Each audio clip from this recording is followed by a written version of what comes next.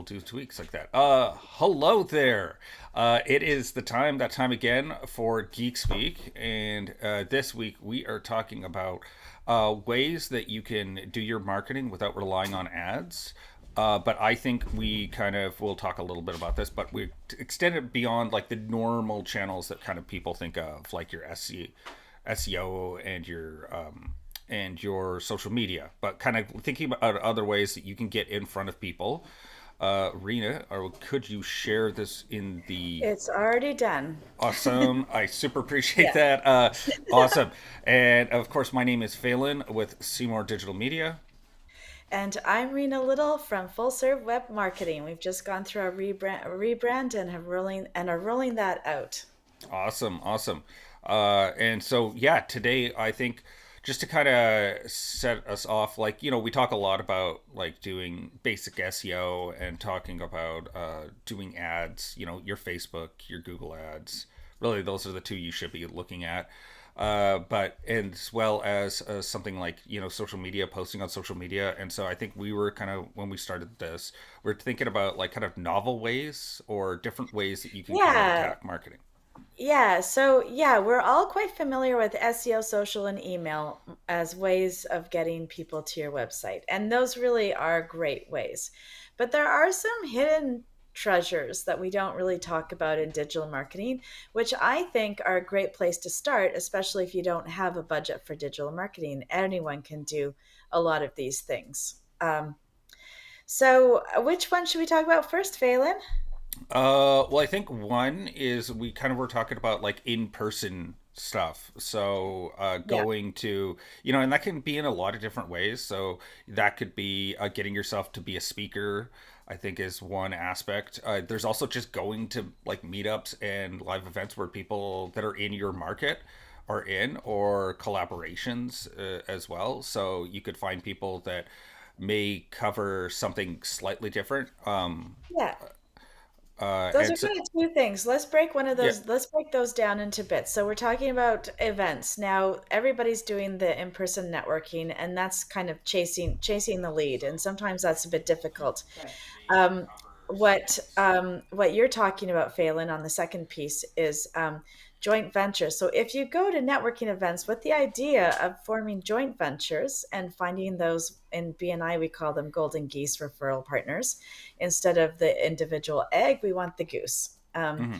So joint ventures, those will be people exactly what you just said. I'll just repeat it: is people who offer not necessarily similar services, even, but they're going to be catering to business owners in particular. Like if you're a digital marketer or a marketer of any kind with businesses, then you're going to want to look for people that have the same target market as you.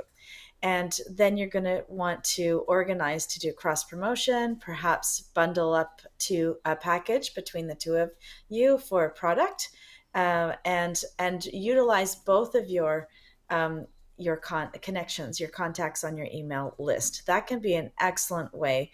And then you split the proceeds. So if you're going to be, usually a lot of the times, joint ventures, they're priced at a price point so that you can actually offer your joint venture person 40% or 25% or something on the higher end, because you don't want 5% of $25 ticket price. That's not really going to be useful, but something like that can be really helpful. Or you can ask people to promote the thing in their communities and get the referral fee back. So that's joint ventures. The other one for networking, which also helps, is sort of like live events, is get on the speaker circuit. That can really be helpful. You don't need. I was just talking about this on a mastermind last week, and my experience is that you don't need to be on a big stage. You don't need to be speaking in front of 500 or 1,000 people, which can be incredibly intimidating. And you're not going for the speaker fee at that point.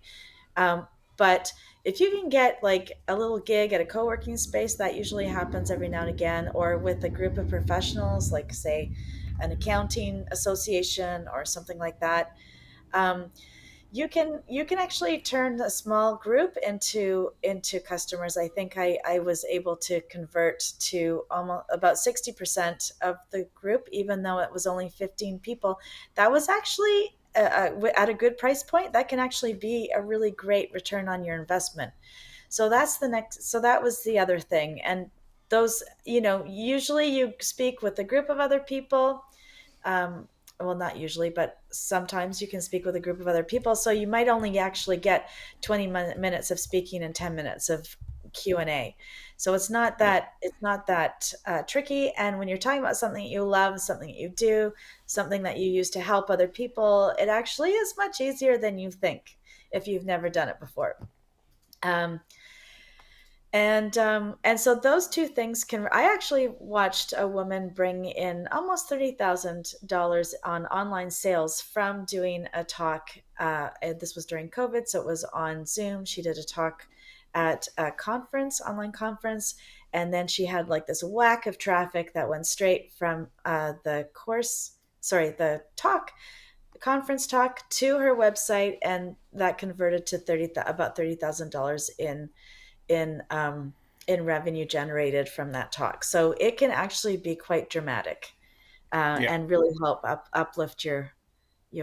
Have you had any experience doing talking gigs, Phelan?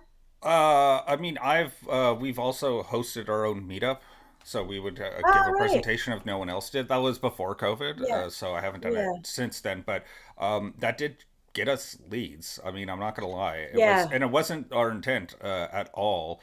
And we did like host our own meetup, and you Hmm. wind up meeting people that are like-minded, and some people just sort of go, oh hey, like, because you're showing your mastery of like what and you're able to do a presentation for people, and people get that, oh, you know what you're talking about, and so it makes it easy for that other people to then Yeah. recommend you to other people, and so Yeah. it could be really powerful, especially as we're kind of getting like post COVID, whatever that means, Hmm. and kind of the live event circuit is kind of rebuilding itself, Hmm. and so I think that's could be a useful tool for uh, meeting people, because again, like it's you're trying to expand your circle of luck to find That's people, right. Your and so circle that of luck. I love that phrase. I've never heard that phrase yeah, before. it's a Tim Ferriss quote Oh, of okay. like why you go meet lots of people is because Hmm. you're expanding your circle of luck, and so that's kind of and so that that's kind of the idea behind like doing those live events. Again, like because it's so self-selecting if you're doing anything like a conference or a meetup or something like that, because it's going to be Yeah. very focused on a Yeah. specific topic. It's kind of self-selecting for the people that you Yeah. are probably wanting to talk to in some capacity. Yeah, that's right. Yes. And yeah, I've had a few experiences doing meetups for clients. So that actually does Mm. work quite well from my perspective too. And also we know Matt Astafan. He also started a meetup Yep. that just blew up into this gigantic business for him. So it's really great. You can actually use that as your business model, if that's something that aligns with your goals. I'm just going back to our. Oh yes. Oh, I remember what it was. There was one that I wanted to add in, Phelan. That is akin to networking, but we didn't put it on our list. It just sort of came to me, and that is moderating groups that are centered Oh around yeah. like we've got the Business Marketing Mixer group, Yeah. and I actually moderate on a couple other groups also. It doesn't take much time usually to moderate on a group. There's usually a Yeah. group of moderators, and you take a day or something like that. Every group works it differently, and that can actually help you build a visibility, and credibility in your industry. Also, highly recommend. And often people who run groups are overwhelmed. They might not have any help. They really usually welcome the help, Yeah. and especially if the group is well organized. So, or if you want to help organize it well, things that really need to be explicit is in the instructions, directions, um, um, how people should be participating, because people will participate if they understand the rules, but if there are no rules, they'll worry about if they're doing it wrong. So that's a big tip. And we should put this on as one of our. I've never thought of this, how to moderate Facebook groups efficiently Mm. or effectively. Yeah, We yeah. That'd well, be interesting one because it's a I know topic. that like a Reddit is can be quite intimidating with some of its groups of like Yeah, how to be able to like yeah, participate in them, and I know that some of yeah. them are. It's been like they're so old because like Reddit's a Yes. surprisingly old social media that like the rules are kind of like very instilled in the groups, and so I know that that's it's like its whole own ecosystem, which Yes. is always interesting with like a Reddit because it is still one of the fastest growing social media apps, or Hmm. steadily. Like it's not like it doesn't rocket ship up. It's just like linearly growing, and so it's like one of those weird social media groups that you see its growth, and it's like it's not like crazy growth, but like it's done really well for itself, It and really has, and yeah. it's a great place to. It's a place where people go often to ask questions, and Hmm. that is actually key to providing answers and helping people out. It's really great. So that place, other groups that I like are on Nextdoor for some industries, especially trades. And then on LinkedIn, the weird thing about the groups on LinkedIn is that a lot of them have it so that only the administrators can post, which I think is a mistake. That's weird. Um, yeah, I know. That's a weird setup. Like, why I would you know. join the group then? I know. So I know. So I went through and a few years ago and went through to figure out like where I can post and help my clients, find places to put their content to help grow their business. And I was quite disappointed. I haven't gone back in a while though, so I might do that this weekend or next weekend, and just get back to everyone on my findings for that because they may have changed how it works, and hopefully they have. But that's like the old school. We've got control over the group. We will control the messaging, Yeah, and you will be our listeners, audience listeners. It's like reading the newspaper. yeah, So for sure, for sure. Yeah, yeah. LinkedIn's always.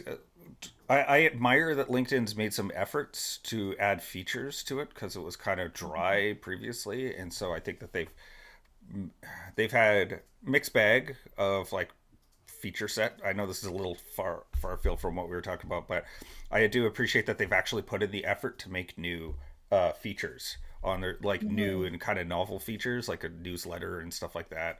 And so I mhm. think that's I appreciate companies that are trying to do new things with their platforms rather than like Yeah, we're all going to become TikTok, yeah, like that.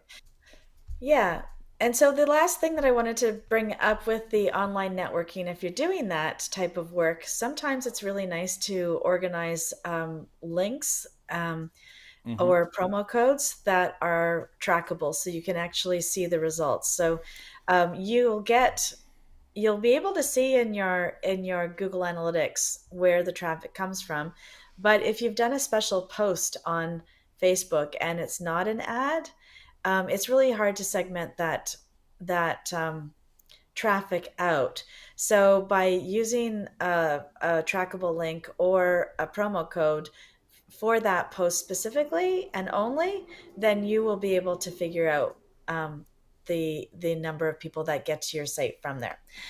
So I that just was wanted to, yeah. sorry, just to define what a trackable link is, just so that Oh yes, everyone's very on. good. Thank you. Uh, is that you can use something like a tiny URL, which is owned by Twitter, and so that is you can add in UTM codes, which is going to have your source and medium. So the source will be like your Facebook, medium could be, you could say organic, and then you could even have UTM content, and then you can actually identify the content as it comes in. Describe it so that you can identify Yeah. it. And so, and then there's also a really good plugin if you're on WordPress called Pretty Links. And so it could Oh, make, I really like this one because it'll take, you have this really long UTM code and you're not going to post that on Facebook. So what you do is you go to Pretty Links and you say, I don't know, I'm just going to, this is the least imaginative naming, but I'm on the spot. So it'll say like your domain slash, and then Facebook post one. And then if they click on oh, that, it actually goes through all the UTM parameters. And so your Google Analytics will capture all that UTM parameter-ness. And so you can then report on that. But to the right. average person, all they're going to see is Facebook post one. and they click that link and then they go over to wherever that page is. Right. Right. That's super helpful. So, yes, so to figure out how your traffic gets there, and you can actually do that for in person. I mean, Yep. not links in particular, but you can use promo codes for in person networking Or or even situations. QR codes as well. If you have like you have a Yeah. QR code on your business card or something like that, and it's specifically tied to I only do this for in-person events, is Hmm. this one Hmm. QR code, and then that goes to a pretty link that then you can Hmm. track against that. So like All right.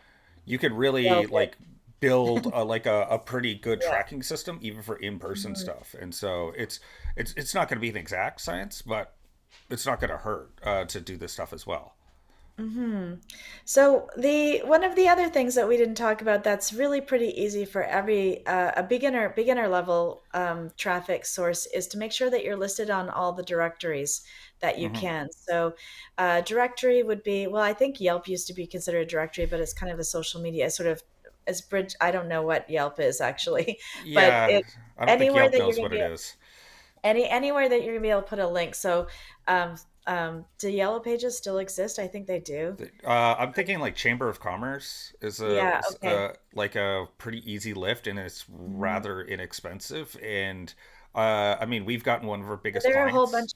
there are a whole bunch of free ones out there though too. So Yeah. if you actually look up in your industry, you can find all sorts of directories where you can list like local businesses. Yeah, you said chamber. You have to be a member of that, or if you're a member of BNI, then you need to make sure that your profile's good there. Better Business Bureau is another one, but again, you have to pay for those. But there Yeah. are a bunch of free ones, especially new directories, and you want to make sure that your information is all completed within those free directories, and your links to your website are accurate. So and if you when you make changes, what I usually like to do is as I'm filling them out, you can Google, first of all, Google your business, because you'll see a lot of them will come up because they auto populate. They will Hmm. pull the information from, you know, business profile, Google business profile, or elsewhere, and they will auto populate, and then they'll invite you to claim your business. Yeah. Now, a lot of those have a free version and a paid version, or some of them are just free and some of them are just paid. And what you want to go in and just see what you're already registered for and update those, and then make a nice little spreadsheet with that link so that when you make changes to your business, like a telephone change, a name change, ownership change, anything that's like that, logo change, whatever it is, you have an easy spreadsheet to follow to make those changes. Trust Yeah. me, I'm going through that right now. So that's one of the easiest ways if you haven't done that. And then I usually check those directory listings at least annually, to make sure that nobody's gone in and changed things up on me, because sometimes community content, is that what's it called when community content, is that right? Yeah, it's community content. Yeah. um, can be added to it. So for example, people can upload photos that are incorrect or information that's incorrect on some of those directories, and then you don't want that sitting up there. And also, I'd say that if you're doing anything involving directories, make sure that you copy and paste. Do not manually type these out because you want it to Oh be yeah. to the letter identical to each one is identical to the letter. And I find the best way to do that is just highlight the address or the phone Hmm. number, URL, whatever, and then copy it and paste it because that way Hmm. you cannot make a mistake because you've copied and pasted it. And so computers are as much and as we think they're smart, they're not very smart, and they are blunt force instruments that like consistency. That's just how and computers are. so and what Phelan's getting at is it's not really a branding thing. It's better for SEO. Google likes it when your stuff is formatted the same throughout the internet. So Yeah, that's why we want to be perfect with that. So that's sort of almost like a backlink, but backlinks are a little bit different. So backlinks are when you provide really good value content and someone is linking to that really good content. So a great way of doing that, my favorite way of doing that, is doing quizzes. And it doesn't work for everyone, but it can work for a lot of people. So in my example, my client is an engineer, and he was, getting a lot of calls. Do I need an engineer? Do I need an engineer to make this renovation? Do I need, and so he got fed up with it because he's a one-man show pretty much with some contractors and that, but he was the only one answering the phone. And so we put a really cool quiz on it, and it takes you through, are you renovating a home or a commercial space? And then you Mm. answer. And then I forgot what the actual ones are, but does it require this or does it require that? And then it takes you down a funnel, and so that you'll end up getting, you need a permit from the city. This is who you contact. You need to talk to an engineer, give, fill out Here's my number. yeah, here's my number. And then the third one is, you don't need an engineer. You can just hire a contractor for this job. And it Hmm. made things really easy. So that type of thing so that ends up being a really good backlink actually for the city of Vancouver, in fact. Yeah. So it can work like a backlink, but you can actually do things like, for example, and this is just an example, we haven't actually done this, but if Phelan does a lot of my Google Ads stuff. So if I wanted to send him work, because I don't really want to do the Google Ads, I could set up, and actually I do, but this is just an example. I could set up a similar quiz for him and then send people his way, and that would be a backlink on my website to his site. Yeah. Um, and it could be as simple as a directory. Like, so for example, a stock photo. I think you've got this on your website. You've got stock photo resource list of all of the stock Oh yeah, photos that yeah, you yeah. have for free. And so those are good backlinks for the stock photo companies. And they might be something that somebody else would link um, to Mentioning that. yeah, Yeah. to for that great resource. So that's how backlinks work. They can also be guest posts on other people's blogs, so you can sort of find joint venture partners and do guest blog posts on each other, or feature other people on your blog for what they do. That might be useful for your Or client. cover a topic in a novel way. And so you're Yes, using this website that gets way more traffic than your website, and then you get a yes, backlink to yours, but you've built them a really good piece of content that's that's right. novel and helps their audience. And so the reward for that is that you get a backlink, and it's not going to be That's right. those are difficult because that's kind of like it's a quite saturated market for those. But Yeah. it never hurts if you've got a novel approach to something. Yeah, so the other way to kind of do that a little bit differently would be in the micro influencer space. So instead of putting it on your blog post, you might actually feature somebody's product or service on your TikTok or your Instagram video, or go live in Facebook or something like that, and then send people to your joint venture person's website. And that's a similar type thing. So that's another way to get a lot of traffic, especially if someone's got, not maybe a few more than 1,000 people that are following them, or they've got really good targeted followers like that. Say for Yeah. example, if all of my followers are local in Vancouver, and I'm featuring a Vancouver restaurant, Yeah. then that might actually work really well to get people to the website. Yeah, or I also think of like if I'm selling like a micro, like a small fireplace, I'd be targeting people that are homesteading influencers, right? Because I get a lot of those Right. being kind of the guy that I am. I get a lot of Yeah. those guys. So if they're all showing off this like product, and it gets backlinks back to my store where I'm selling this Yes. fireplace, like then that really makes sense as to them showing Mhm. you. And that also counts as kind of like user generated content. I mean, granted, it's a little more involved. It's closer, Mhm. much more to the influencer side of things. So I just want to clarify though that I think there's a really big difference between influencer and micro influencer, because influencers can be managed by management companies, and it can cost quite a bit of Yeah, money, and this can be quite extensive and professional. Micro influencers, on the other hand, have a smaller following. They might be someone like me or Phelan, or I mean, I don't know what your TikTok's like, Phelan. I don't, but let's just non-existent. pretend. Yeah, let's pretend. And maybe we're doing a joint venture collaboration, so maybe you're helping me out and I'm helping you out, and there's no money exchange, so you can keep it on, budget friendly, and Yeah. just have that kind of reciprocity instead, which can really work. And or you can go looking for micro influencers that are actually doing that. They're usually not managed by a talent agent. They're usually doing their own deals, and you can figure out what their pricing is. Sometimes it's not as expensive as we think. There Okay. are apps to match with influencers also that you can join, but that's a whole other game. So we're trying to focus on sort of beginner spaces, of how to drive traffic when you don't have ad budget, and that's really where we're going. So you can get those first group of followers or engagement, or get your site going. Yeah, for sure, for sure. Yeah, no, Because and it's a, like I consider it like degrees, and it's just about figuring yes, out like what's your exactly. price point, and Exactly. what's the minimal amount that you need to get the kind of the ball rolling, because a lot of this stuff that we're talking about is like it's like a flywheel where you're gonna have to put a lot of Mhm. work to get it going at the start, and that's just Mhm. kind of the nature of starting any venture. Is like it's a And so, lot of yeah, and interestingly enough, all of the tactics that we've given you in terms of like using links and getting traffic and creating content for other people, and maybe all of that stuff is also inherently good for your SEO. So you're working on your SEO, you're just approaching it slightly differently.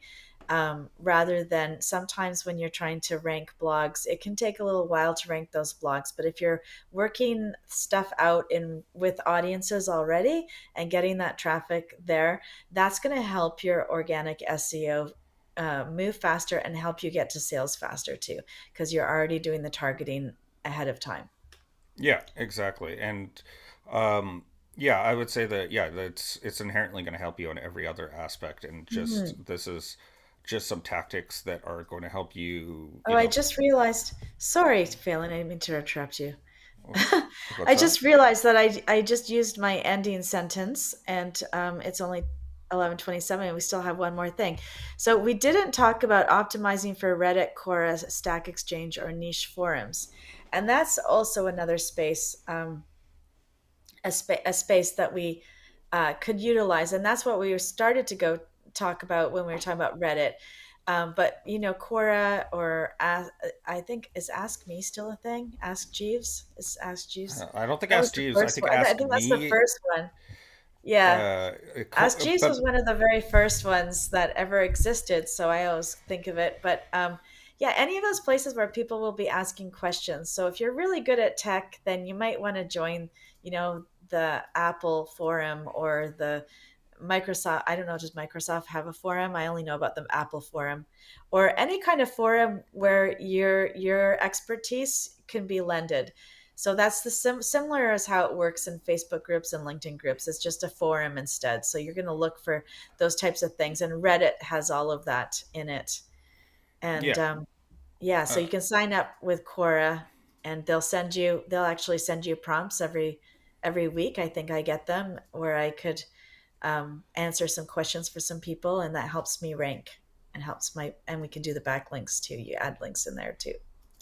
yeah. I would Yeah. also say just going circling back to like the speaking gig. There's also a Mhm. whole marketplace for podcasting and guesting on Oh, people. right, podcasting. I Yeah. totally flew over that. Yes. So there's a whole industry, matchmaker.fm, I believe is the one of the Hmm. websites that I've heard of. And so they do, basically people are looking for guests that fit their niche. And so this is a good way for these podcast hosts to get a good guest that they wouldn't normally find, and you to That's get right. yourself out there. And then you can also do things like have a giveaway. Very common for like the marketing podcasts. They usually have like some giveaway that's on a special landing page that you only get access to if you've listened to the podcast.